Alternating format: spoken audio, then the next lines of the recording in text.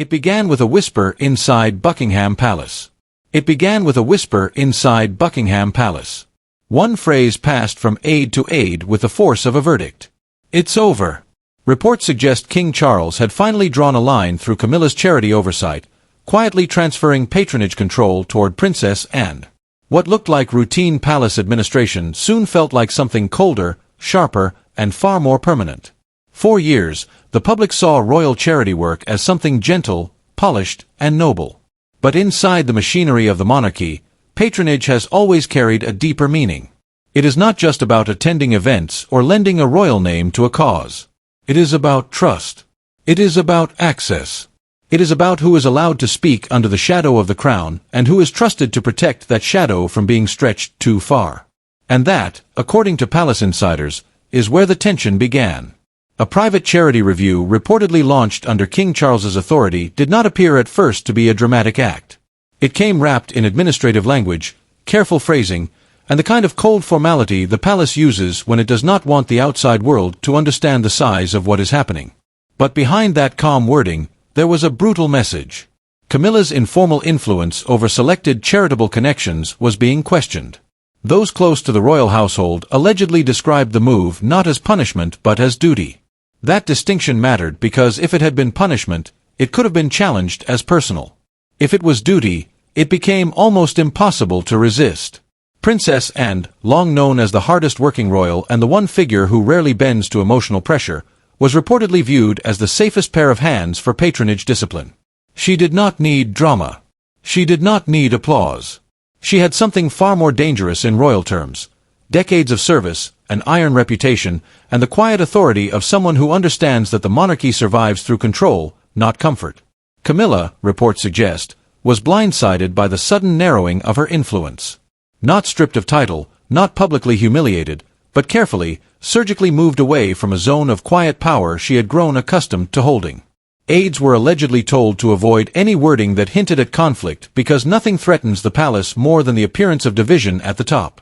Still, the phrase began moving through administrative circles like smoke under a closed door. It's over. And once those words entered the palace bloodstream, they carried a warning larger than any announcement could have delivered.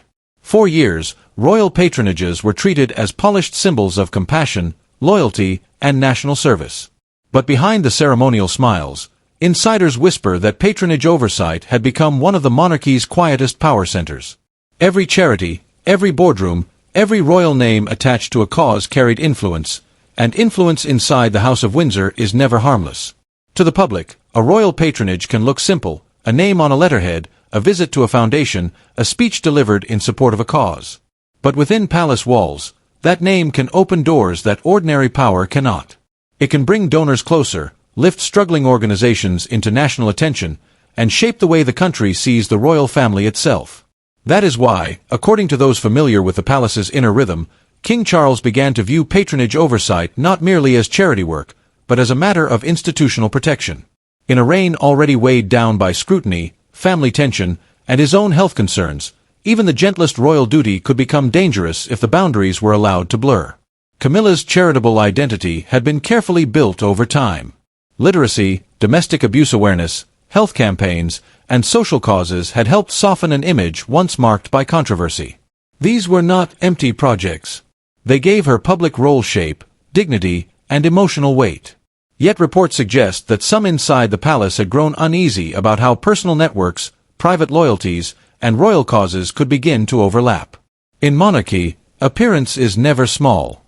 A connection that seems harmless in one room can become a question of influence in another. And when that influence carries the royal name, the crown itself becomes exposed. That is where Princess Anne's contrast became impossible to ignore. And was not known for softness. She was known for discipline. She had spent decades moving through royal service with a cold sense of purpose, rarely asking for praise, rarely offering excuses, and never treating duty as performance. While others built public narratives, and built trust through repetition, endurance, and an almost unforgiving loyalty to the institution. So when Charles reportedly wanted stricter oversight, Anne's name carried a particular force. She represented order without emotion, service without spectacle, and control without personal drama. Palace aides allegedly understood the deeper meaning at once. This was not just about who attended charity dinners or signed letters of support. It was about who could be trusted to protect the crown's moral currency when every royal connection was under pressure. Patronage control had become a test of institutional trust. And that test was beginning to separate title from authority, closeness from confidence, and public status from real power. Camilla had survived storms before: scandal, exile, public suspicion, and the long road from outsider to queen. Yet reports suggest this blow felt different because it did not arrive through headlines or open confrontation. It arrived through paperwork, through calendars, through patronage files quietly redirected away from her circle and toward the iron-willed woman who never needed popularity to command respect. For decades, Camilla's journey had been one of the most dramatic transformations in modern royal history. She had moved from the edge of public disapproval into the center of royal life, slowly reshaping her image through patience, loyalty, and a carefully built record of charitable work. Literacy campaigns, domestic abuse awareness, health causes, and community-focused organizations became more than duties attached to her title. They became part of her public redemption. They helped turn old suspicion into reluctant acceptance, then into a quieter form of authority. But in the palace, authority is never judged only by what the public sees. It is measured by who controls the files, who influences the calendar, and whose name begins to appear in the places where decisions are made before announcements are ever drafted. That is why, according to insiders, some palace figures had begun to feel uneasy. Not necessarily because Camilla had done anything openly reckless, but because her influence over selected patronage conversations allegedly felt too personal, too familiar, too close to networks that belonged more to her household than to the institution itself. And inside the House of Windsor, even the suggestion of blurred lines can become dangerous. A charity connection may begin as compassion, but if it is perceived as leverage, access, or private loyalty, it can quickly become a threat to the crown's sacred neutrality. The change, reports suggest, was not dramatic at first. No public announcement, no visible rebuke, just a shift in administrative rhythm. Certain patronage discussions were allegedly rerouted. Some approvals moved through different hands. Familiar channels became less responsive. Then Princess Anne's name began appearing in internal oversight conversations with growing force. And, disciplined and relentless, did not represent comfort. She represented control. She represented the old code: service before sentiment, duty before personal attachment, the institution before the individual. For Camilla, the realization reportedly came slowly, then all at once. This was not a temporary pause. This was not a minor adjustment that would fade after a few weeks. It was a narrowing of influence wrapped in polite language, a silent humiliation disguised as order. And perhaps that made it more painful. Public scandals can be denied. Headlines can be challenged. But paperwork, once approved, has a colder power. It does not shout. It simply replaces you. Princess Anne did not need a crown, a balcony moment, or a whispered campaign to prove her power. Her authority came from decades of relentless duty. Reports suggest that when Charles needed someone to restore order to the patronage system, Anne did not ask for applause. She asked for records, responsibilities, signatures, and the quiet machinery of control. That was the difference between Anne and almost everyone else inside the royal circle. She had never built her strength on softness, popularity, or careful emotional theater. Her power came from repetition, from discipline, from showing up again and again until duty itself seemed to wear her name. Insiders have long described her as the monarchy's hardest working enforcer, the one royal who could walk into a tense matter and strip it down to its core. What serves the crown? What weakens it? And what must be corrected before sentiment turns into danger? Reports suggest Charles trusted Anne precisely because she separated service from status. She did not see charity oversight as a stage for personal influence, nor as a reward for loyalty. To Anne, it was a ledger of responsibility. Every royal name attached to a cause had to be protected. Every relationship had to be clean. Every public duty had to stand above private convenience. That old standard was deeply rooted in Queen Elizabeth II's reign, where service was not meant to be glamorous but exacting, quiet, and unforgiving. And, perhaps more than anyone, still carried that code like an oath. That is when palace whispers began attaching a name to the shift, the and patronage protocol. Whether formal or informal, The phrase reportedly captured the mood perfectly. It suggested a tightening of the system, a colder review of influence, and a refusal to allow charitable work to drift into personal territory. On paper, Anne's role could be described as administrative. In reality, it was symbolically brutal, because administration inside the palace is not harmless. It is where power is moved without speeches, where authority changes hands before the public even notices, where one signature can quietly end an era. For Camilla, this was the cruelest part, and did not need to attack her. She only needed to professionalize what had once felt personal. The more charity oversight became stricter, colder, and less emotional, the less room there was for informal influence to survive. And with every file redirected, every responsibility clarified, every approval placed under sharper review, the message became impossible to miss. Sentiment would no longer guide decisions. The decisive moment, according to palace whispers, did not come in anger. It came in silence inside the unforgiving ritual of the red box, where royal preference turns into institutional instruction. One file, one approval, one carefully worded directive allegedly confirmed what Camilla feared most. Her charitable influence was being separated from the machinery of the crown. For the palace, the red box has always carried a power that outsiders rarely understand. It is not simply a container of papers. It is the place where opinion becomes order, where private concern is transformed into official direction, where a monarch's hesitation can harden into a decision that changes the shape of royal life. The issue was not shouted across rooms or fought through public statements. It was handled in the old Windsor way, through language so polished it almost concealed the blade beneath it. The wording, insiders suggest, avoided anything as explosive as removal or loss of control. Instead, the palace allegedly leaned on softer phrases: streamlining, realignment, clarification of oversight. But anyone who understood royal bureaucracy knew what those words meant. They meant Camilla's informal reach was being pulled back. They meant patronage decisions once touched by personal access would now pass through a stricter channel. They meant Princess and was no longer simply advising from the edges. She was being positioned as the firm guardian of charitable discipline. For Camilla's allies, the shock was not only the change itself, but the formality of it. A casual adjustment can be reversed. A private disagreement can be soothed. But once a directive is shaped through the machinery of the crown, it gains weight, distance, and permanence. Reports suggest that those close to Camilla understood this immediately. The palace was not merely cooling her influence. It was creating a structure that made that influence harder to restore. And at the center of that structure stood Anne, cold, tireless, and deeply rooted in the late Queen's idea of service. She became the figure through whom Charles could choose institution over household emotion without making the conflict appear personal. That was the genius and the cruelty of the move. It did not accuse Camilla. It simply replaced discretion with discipline. It did not destroy her public role. It quietly separated that role from the deeper levers of authority. In that sense, the red box decision was more than paperwork. It was a warning sealed in royal language. The crown would protect its charitable credibility, even if that meant wounding the Queen beside the King. Once the directive moved through palace channels, the damage became impossible to disguise. Reports suggest invitations were reconsidered, charity briefings rerouted, and familiar lines of access quietly closed. No doors slammed, no announcement thundered across the kingdom. Yet inside the palace, the message was unmistakable. Camilla's influence had been clipped, and Anne now held the ledger.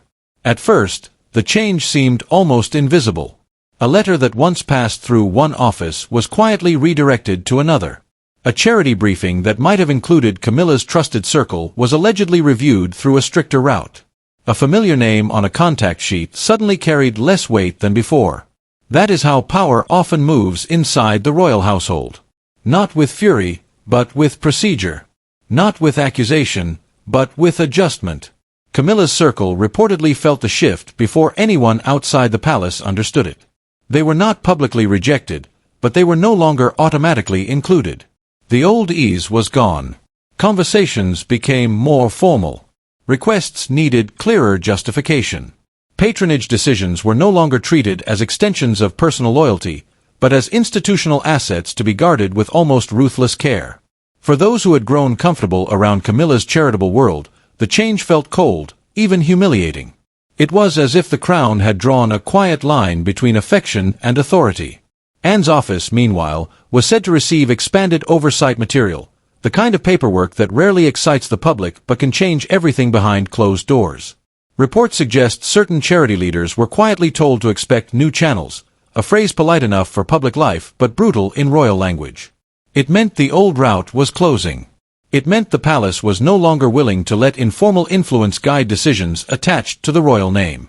And once those new channels were accepted, Anne's position became harder to challenge.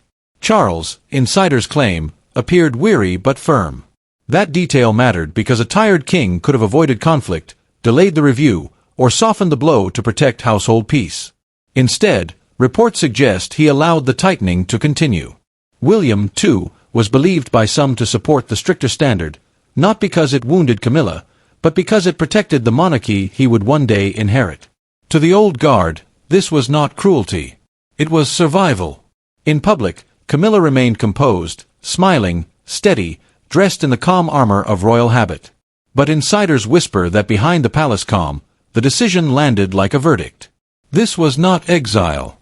It was something more surgical, a narrowing of power, a removal of leverage, a reminder that the crown could embrace her presence while denying her control. That was the cruel brilliance of the shift. Camilla was not pushed out into the cold.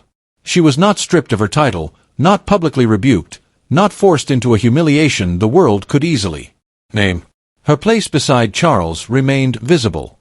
Her duties continued. Her public face stayed calm. But inside the deeper corridors of royal influence, reports suggest the balance had changed. The difference between being seen and being trusted had suddenly become painfully clear. A crown can give presence. It can give ceremony. It can give applause. But control is something far harder to keep. And once the palace begins moving it elsewhere, even the highest title can feel strangely powerless. Camilla's alleged frustration, according to palace whispers, came from that very contradiction. She could still appear as queen, still support causes, still attend events wrapped in dignity. But the quiet machinery behind patronage was no longer moving with the same ease around her. The informal weight she once carried had reportedly been narrowed, and in royal life, narrowing can wound more deeply than open rejection. It tells a person they are still welcome in the room, but no longer trusted with the keys. Princess Anne's authority, meanwhile, became harder to challenge because it did not appear to come from rivalry. It came from duty, and that made it almost untouchable, and was not seen as chasing influence. She was seen as guarding standards. She did not need to make the issue emotional because the palace had already framed it as institutional protection. And once the language became about service, discipline, and the crown's charitable credibility, any attempt to resist could be made to look personal, defensive, even reckless. Charles, insiders claim, avoided public embarrassment wherever possible, but he did not reverse the direction of the decision.